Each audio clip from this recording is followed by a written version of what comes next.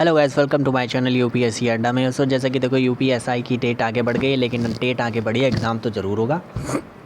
तो अपनी प्रिपरेशन को ढिलाई ना दें और तैयारी जारी रखें। और चलिए हिंदी स्टार्ट करते हैं। हिंदी के अपने रोज़ प्रैक्टिस सेट पेपर कर रहे हैं, जिसमें से 40 एमसीक्यूज़ होते हैं और लेना ज़रूर और अटैम्प्ट ज़रूर करिएगा और बताइए स्कोर कितना जा रहा है।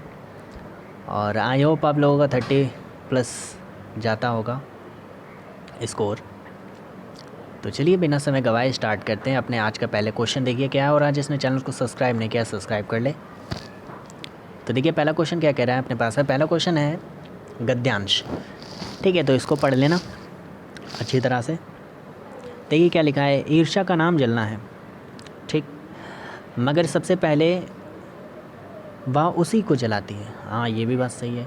जिसके हृदय में उसका जन्म होता है, जिसके हृदय में जन्म होता है। अभी भी ऐसे बहुत से लोग हैं जो बहुत से लोगों को जानते होंगे, मतलब आप भी बहुत से ऐसे लोगों को जानते होंगे जो ईर्ष्या और दोष से मूर्ति होंगी, जो क्या ईर्ष्या और दोष की मूर्ति होंगी वो लोग।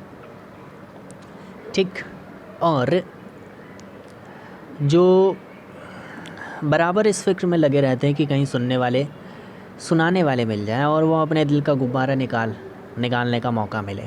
ठीक है, श्रोता मिलते ही उनके ग्रामाफोन बजने लगता है और बड़े ही होशियारी से एक एक करके कांड इस ढंग से सुनाते हैं मानव विश्व कल्याण को छोड़कर उनका कोई धैर्य नहीं हो, कोई ध्येय नहीं हो। मगर ज़रा उनके अपने इतिहास को भी देखिए और समझने की कोशिश कीजिए कि उन्होंने इस सुकर्म का आरंभ किया, तब से क्षेत्र में कितना आगे बढ़े या कितना नहीं बढ़े या पीछे हटे। और यह भी कि अगर वे निंदा करके समय और शक्ति का अपव्यय ही करते हैं तो आज उनका स्थान कहाँ होता है। ईर्ष्या का काम क्या है। ईर्ष्या का काम क्या है। ठीक, ईर्ष्या का काम क्या होता है, जलाना होता है। गद्यांश में प्रयुक्त ध्येय का अर्थ क्या होता है, लक्ष्य। ठीक, गद्यांश में ईर्ष्यालु व्यक्तियों की क्या करी गई, भाई खिल्ली उड़ाई गई है ना, प्रशंसा तो की नहीं गई है। नेक्स्ट देखते हैं, अपव्यय का क्या अर्थ होता है। अपव्यय मतलब होता है फिजूल खर्च करने वाला। अपव्यय होता है फिजूल खर्च। ठीक, अपव्यय होता है फिजूल खर्च। दूसरा देखिए, गद्यांश का जो उपयुक्त शीर्षक क्या होना चाहिए। शीर्षक क्या ईर्ष्या से लाभ होगा या निंदा होगा या अपव्यय होगा या ईर्ष्याय होगा। तो राइट आंसर क्या हो जाएगा, ईर्ष्याय। नेक्स्ट देखिए ज़रा, देखो इसको अपना आज कौन सा पार्ट है अपना, आई थिंक आज 5वां पार्ट चल रहा है। ठीक है, तो मुझे भी पता नहीं, याद नहीं है, लेकिन शायद 5वां पार्ट चल रहा है। तो चैनल को ज़रूर सब्सक्राइब कर लेना और लाइक कर देना। ठीक है, नेक्स्ट देखते हैं। नेक्स्ट क्वेश्चन देखिए, अधिकार में उपसर्ग क्या है। अधिकार में अधि। ठीक है, इजी क्वेश्चन। धार्मिक बोल के देखिए, धार्मिक, इक निकल रहा है ना, धार्मिक। तो कौन सा राइट आंसर है, धार्मिक। आगे देखते हैं, आकर्षण का विलोम क्या होगा। आकर्षण करना, और इसका विलोम क्या हो जाएगा, विकर्षण करना। तो चलिए आगे देखते हैं, जानने की इच्छा होगा या आशा होगा, जिज्ञासा होगा या अभिलाषा होगा। तो आशा तो किसी चीज़ के बारे में बोलते हैं। ठीक, आशा का अर्थ क्या होता है, उम्मीद रखना या भरोसा रखना, आसरा रखना। और अपना जानने की इच्छा को क्या कहेंगे, जिज्ञासा। ठीक, अभिलाषा मतलब इच्छा का समानार्थी ही होता है ना, अभिलाषा इच्छा का समानार्थी ही होता है। ठीक, नेक्स्ट देखते हैं, कथा का बहुवचन क्या होगा। देखो कथा, कथे नहीं होता है कभी भी। ठीक है, कथा नक नहीं होता है, कथाओं भी नहीं होता है, कथाएं होता है। I hope you all correct. Next question क्या है, निम्नलिखित में से वाक्यों में वर्तमान काल है जो अभी हो रहा होगा, थी का, था और थी का प्रयोग कब करते हैं? भूतकाल में करते हैं, मतलब ये राइट आंसर नहीं होगा। वह जाएगा, जाएगा मतलब फ्यूचर हो गया, ठीक, ये भी नहीं होगा। गया, मोहन गया, लेकिन वर्तमान पूछ रहा है, तो वर्तमान कौन सा हो जाएगा? मानव पढ़ता है, ठीक। तो अपना राइट आंसर क्या हो जाएगा? मानव पढ़ता है। आगे देखिए,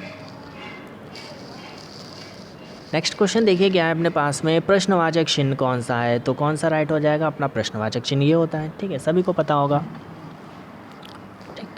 इसको अल्प विराम बोलते हैं, इसको क्या बोलते हैं? अल्प विराम बोलते हैं। इसको क्या बोलते हैं? अल्प विराम। क्या बोलते हैं भाई? इसको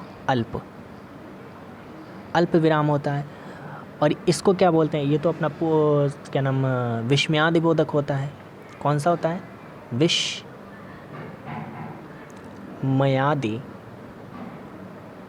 बोधक होता है, विस्मयादि बोधक होता है। और इसको क्या बोलते हैं? ये वाला चिन्ह जो होता है अर्धविराम होता है, जैसे विराम होता है उसी की भांति अर्धविराम होता है, अर्ध और विराम, ठीक। तो नेक्स्ट देखिए आगे क्या है, अपना कार्यक्रम को आगे बढ़ाते हैं। रास्ता देखना समय नष्ट करना होता है क्या? नहीं, प्रतीक्षा करना, ठीक, मतलब क्या होता है? प्रतीक्षा करना होता है। आगे देखिए, एक हाथ से ताली नहीं बजती, जैसे कि लड़ाई होती है वो दोनों तरफ से होता है, वही झगड़ा के लिए दोनों पक्ष जिम्मेदार होते हैं। निम्न में से दंत्य वर्ण कौन सा है? दंत्य वर्ण, ठीक है। अगर जिसने पिछले वाला क्लास अटेंड करी होगी, प्रीवियस वीडियो देखी होगी, उसका ये डेफिनेटली करेक्ट होने वाला है। तो पिछली वाली क्लास में बताया था शा कैसा होता है? दंत्य वर्ण होता है, ठीक है। दंत मूल से ये उच्चारित हो, दंत मूल से बोले जाते हैं। पा कैसा वर्ण है? ये पा, तो अपना ये पा कैसा है? पा कैसा वर्ण है? तो पा अपना आई थिंक देखो क्या होता है, पा बोलते हैं तो ओष्ठ से बोलते हैं ना, ओष्ठ वर्ण है। ये कैसा वर्ण है? ओष्ठय वर्ण है, ठीक है। और हा कैसा वर्ण है? हा स्वर है। हा कैसा है? स्वर तंत्रिकाओं से बोला जाता है, स्वर यंत्रिकाओं से बोला जाता है, स्वर यंत्री, और क्या बोलते हैं? यंत्रियाएँ, स्वर यंत्रियाओं के द्वारा बोलते हैं। काकलव्य हो गया, इसको और क्या बोलते हैं? काकल्य। देखें आगे देखिए, निम्नलिखित में अनुनासिक वर्ण कौन सा होता है? अनुनासिक जिसे बोलते हैं, अनुनासिक में क्या होता है कि नाक जो होता है, नाक तथा मुंह से इसमें उच्चारण और जो लघुता रहती है, कम हवा निकलती है मुंह से, अनुनासिक नाक से, और नासिका से निकलती है। नाम बेसिकली नाक से बोलते हैं, जैसे हम बोलते हैं डा, तो नाक पे प्रेशर पड़ रहा है, नाक पे। ना, म, ये सब कैसे होते हैं? अपने अनुनासिक वर्ण होते हैं। तो अपना राइट आंसर कौन सा हो जाएगा? अपना राइट आंसर हो जाएगा माँ कैसा हो जाएगा? अनुनासिक वर्ण हो जाएगा। और इसी की तरह और कौन कौन से अभी जैसे बताए हमने, और कौन कौन से होते हैं? तो डा होता है, ठीक है, ये आ होता है, डा, ठीक, डा होता है। और कौन सा बताया था? अड़ा, और कौन सा? ना, म, ये सब कैसे होते हैं? अनुनासिक वर्ण होते हैं। स्पर्शी व्यंजन कौन कौन से होते हैं? तो स्पर्शी व्यंजन देखो, स्पर्शी व्यंजन कौन कौन से होते हैं? स्पर्श व्यंजन, स्पर्श व्यंजन कौन कौन से होते हैं? बेसिकली व्यंजन। तो स्पर्श व्यंजन कौन कौन से हो गए? स्पर्श व्यंजन होते हैं अपने पास में 3 ही स्पर्श व्यंजन हैं। कौन कौन से होते हैं भाई? पा भी होता है स्पर्श व्यंजन, पा, बा और था स्पर्श व्यंजन होते हैं। नेक्स्ट क्वेश्चन देखिए क्या कह रहा है अपने पास में। नेक्स्ट क्वेश्चन है, महेंद्र में संधि विच्छेद कौन सा है? महेंद्र, महेंद्र में संधि विक्षेप देखो मही प्लस इंद्र नहीं होता है, महा और इंद्र होता है। इसमें कौन सी संधि है? इसमें गुण स्वर संधि है। कौन सी संधि है भाई? गुण स्वर संधि है। ठीक है, आगे देखिए, राज दरबार, राज के लिए दरबार, ऐसे बोलेंगे ना, राज दरबार। तो इसमें कौन सा तत्व इसमें है? राज के लिए दरबार, यानी कि यहाँ पे राज का दरबार भी बोल सकते हैं, राज का दरबार। इसमें का जो है वो विभक्ति छुपी है, जैसे का, की, रा, री, रे, ये सब होता है ना। अब तो इसमें क्या होता है? तत्पुरुष समास होता है। यथासंभव, यथा कथा लग जाए, वो कौन सा होता है भाई? अव्यय भाव समास होता है। ठीक है, निम्नलिखित में से कौन सा शब्द विदेशी है? विदेशी शब्द बोला तो मयूर, वचन, मील, मध्य। तो पढ़ के आप लोगों को पता चल रहा होगा कौन सा राइट हो जाएगा अपना। मील इज़ करेक्ट। आगे देखिए, नेक्स्ट क्वेश्चन क्या है अपने पास में? नेक्स्ट क्वेश्चन है निम्नलिखित में से कौन सा शब्द विदेशी है? अच्छा, वही आ गया। तो इसका राइट आंसर क्या था? मील था। हिमालय किस प्रकार की संज्ञा है? हिमालय, तो हिमालय किस प्रकार की संज्ञा है? ये देखो, व्यक्तिवाचक संज्ञा है। हिमालय कैसा है? व्यक्तिवाचक संज्ञा है। व्यक्तिवाचक संज्ञा जैसे एक विशेष व्यक्ति के बारे में हो या वस्तु के बारे में, स्थान हो, आकृति का कुछ ऐसा बोध कराए, तो वहाँ पर कौन सी होती है? व्यक्तिवाचक संज्ञा होती है। ठीक है, आगे देखिए, निम्नलिखित में से प्रश्नवाचक सर्वनाम कौन सा है? से, शो, कौन, कोई। प्रश्नवाचक सर्वनाम, तो ये अपना राइट आंसर क्या हो जाएगा? कौन।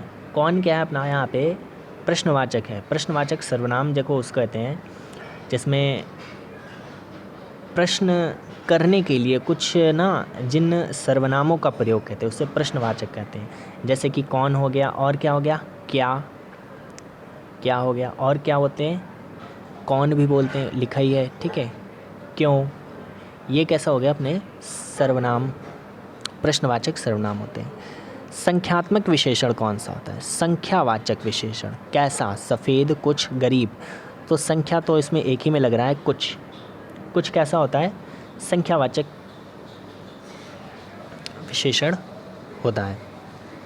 अच्छा, संख्यावाचक विशेषण होता है, और संख्यावाचक विशेषण के भी 3 भेद होते हैं। याद रखिएगा, इसके कितने भेद होते हैं? 3 भेद होते हैं। तो कि संख्यावाचक विशेषण के 3 भेद होते हैं, जैसे निश्चित संख्यावाचक होता है, अनिश्चित संख्यावाचक होता है, और परिणाम बोधक संख्यावाचक होता है। ठीक है, और कुछ किस में आ गया? अपना परिणाम बोधक, कुछ ज़्यादा, ये सब किस में आता है? परिणाम बोधक संख्यावाचक में आता है। निम्नलिखित में से हवा का पर्यायवाची नहीं है? देखो, समीर होता है, वायु भी हो गया, पवन भी हो गया, कौन सा बच गया अपना? शलील नहीं होता है। ठीक, शलील देखो किसका होता है? शलील जल का पर्यायवाची होता है। किसका होता है? जल का पर्यायवाची होता है। निम्नलिखित में से कौन सा शुद्ध है? तो ये बहुत ही भैया इम्पोर्टेंट क्वेश्चन है। कौन सा शुद्ध है? इसमें लोग गच्चे खा जाते हैं करने में। क्या खा जाते हैं? गच्चा खा जाते हैं करने में। इसको देखो कैसे लिखा है, ज्योत्सना, ये पहला ही अपना सही है, ज्योत्सना बिल्कुल सही लिखा है। देखो पुण्य कैसे लिखा जाता है? पुण्य अपना लिखा जाता है, पुण्य नहीं लिखते हैं बल्कि पुण्य लिखा जाता है। ये होता है, पुण्य बोलते हैं लेकिन पुण्य होता है, पुण्य। अब ये क्या है? क्षमा। तो क्षमा सभी को पता होगा कैसे बनता है, छा से बनता है, छ और माँ, क्षमा। ठीक है, उन्नति, उन्नति कैसे लिखा था? उन्नति, बस मात्रा इसमें गलत लगी है भाई, मात्रा ही तो गलत होगी तभी तो अशुद्ध है। उन्नति, उन्नति में मात्रा कहाँ लगेगी? आगे को लगती है यार, उन्नति, ये अपना सही होगा। ठीक है, नेक्स्ट क्वेश्चन देखते हैं। नेक्स्ट क्वेश्चन देखिए क्या है अपने पास में, निम्नलिखित में से अशुद्ध का चयन कीजिए। अशुद्ध, तो अशुद्ध कौन सा हो जाएगा अपना? यहाँ पे देखिए अशुद्ध पूछा है तो अपना पुष्प तो सही लिखा है क्या? पूज्य सही लिखा है? पूज्य बताइए, क्या पूज्य सही लिखा है? परिस्थितिकी तो सही लिखा है और प्रशंसा भी सही लिखा है।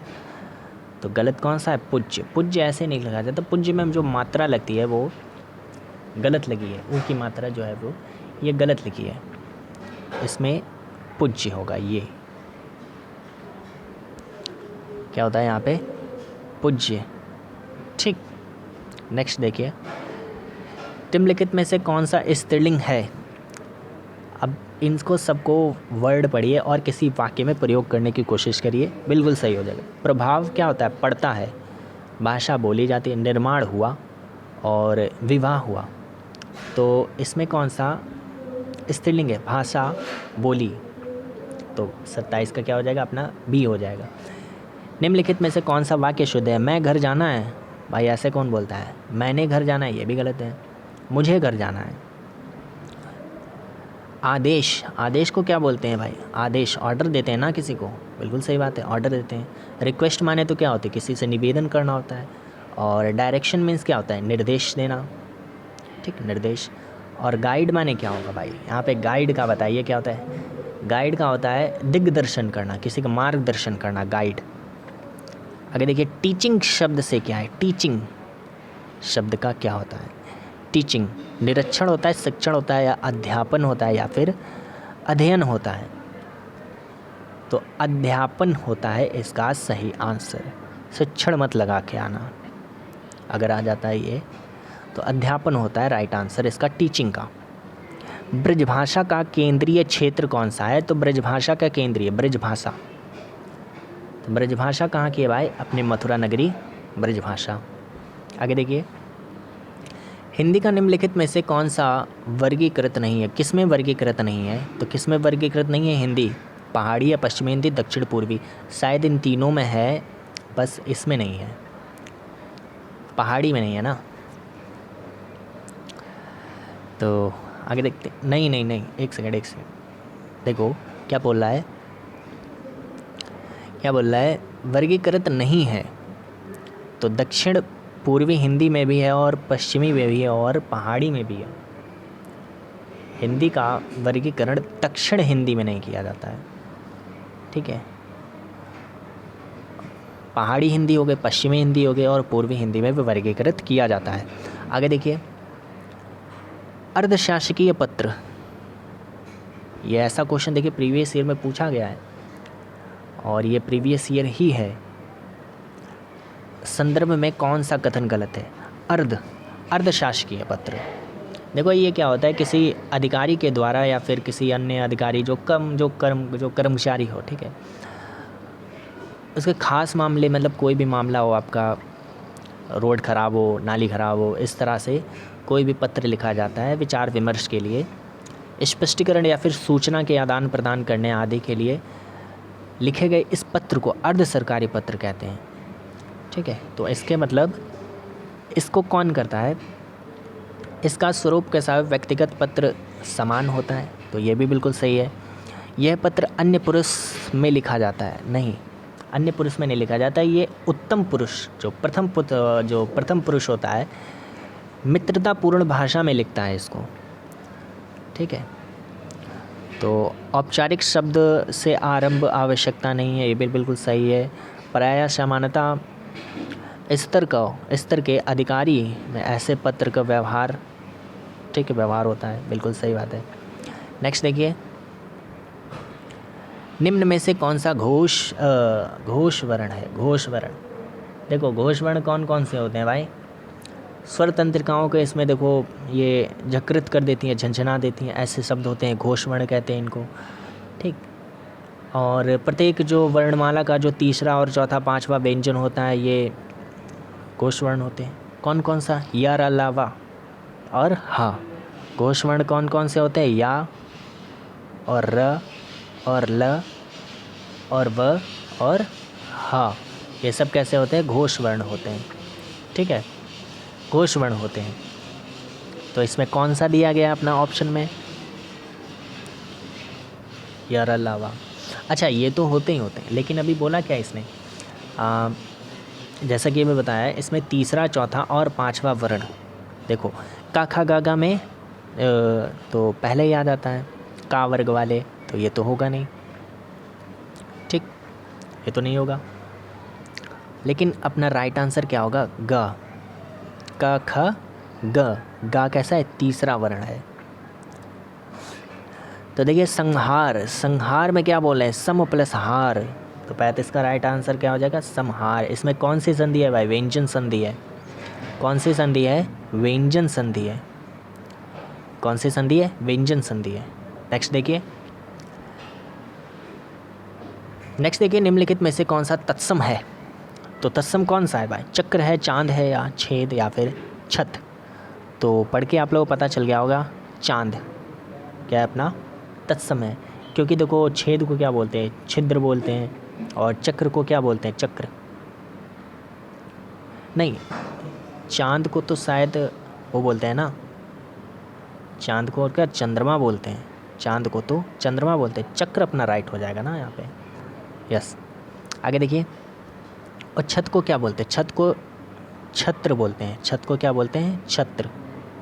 और चांद को क्या बोलते हैं भाई, सभी को पता होगा, चंद्र और म, चंद्रमा। छेद को तो छिद्र बोलते हैं, छे और द्र, ठीक। नेक्स्ट देखिए, निम्नलिखित में से कौन सा शब्द तद्भव है, ठीक।